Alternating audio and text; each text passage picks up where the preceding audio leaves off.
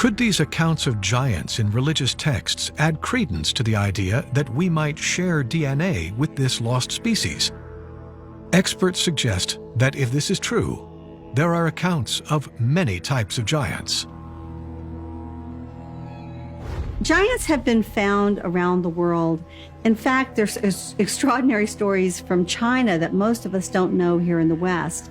When explorers like Marco Polo began going on the Silk Road all the way from the Mediterranean area to China in the 1500s and 1600s, they were completely amazed at what they found. They actually found 15-foot-tall giants standing as guards at the imperial palace. So this is in the 1500s and 1600s. So if these are basically, remnants of the Anunaki that got left behind at 15 feet, you can't exactly hide, you kind of stand out. So these are extraordinary stories about imperial China that most of us know little about today. When you look into the other giants, the ones that were the wisdom keepers, the ones that had the knowledge from their ancestors, they had the information on how to build megalithic structures. They knew how to grow crops. They knew the celestial cycles. They knew multiple languages, and they also had the technology, according to the ancient texts, to travel around the planet. So this was an advanced race of beings. Some call them the Nephilim. Some call them the Anunaki in the modern day religious texts like the Bible. But these beings were very, very advanced, and they were imparting that wisdom to human beings. I believe that the Anunnaki were giants according to ancient accounts. You can see them also in the cylinder scrolls that are in the British Museum, where you have the Anunnaki god sitting on a stool or a chair, and then the human beings that he's talking to are way smaller than him. And even though he's sitting down, his torso is much higher than the actual humans. Then when you go to ancient Egypt and look at some of the hieroglyphs in some of these temples, like the Temple of Dendera, for example, you start to see hieroglyphs of very, very large ancient Egyptians, but the people that they're talking to are extremely small, some just as high as a kneecap. Matthias de Stefano, citing his knowledge from the past as having been remembered from many different lifetimes, incarnating as life forms on other worlds, tells his version of these giant races. In the stories that I remember from my grandfather in the Atlantean times, living in the River Nile, they used to say that there were species coming from the skies and populating the earth.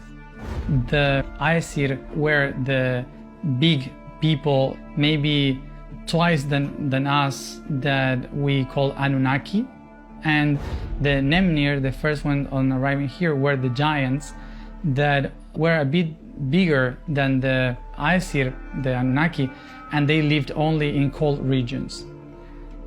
We have to remember that most of the time that Nemnir were spread in the world, it was during the glaciation. The last glaciation that happened along 200,000 years approximately and ended around 10,000 BC. And during all that time, the Nemnir were the rulers of the regions like Europe, Siberia, part of Middle East, and North America. Some of the Nemnir were very big, and most of them were redheads. These beings were the ones in control, but they were not like warriors, as I can say. The stories didn't say that they were fighting against humans, but they were not friendly. They came here to record the information in the ice, and they were living like ancient humans, like surviving in caves. They had not this civilization, they had not cities, they lived in small families, some of them just alone or only 3 of them. They were not much population, and they were living in the northern parts, and most of the humans were so afraid of them and would never go to the northern parts. And they settled this idea of don't come to these regions to create boundaries. At the time when we have not limits on Earth, like not countries, no borders, no passports, the only way you could say you should not go beyond this point is by fear. So this is why some of the stories were used to create limits in the regions. For the stories I know, it's not that they ate humans, it's not that they killed people, but they created the idea of that so we wouldn't go to them. They didn't want to have connections with humanity because they came here to do their own stuff.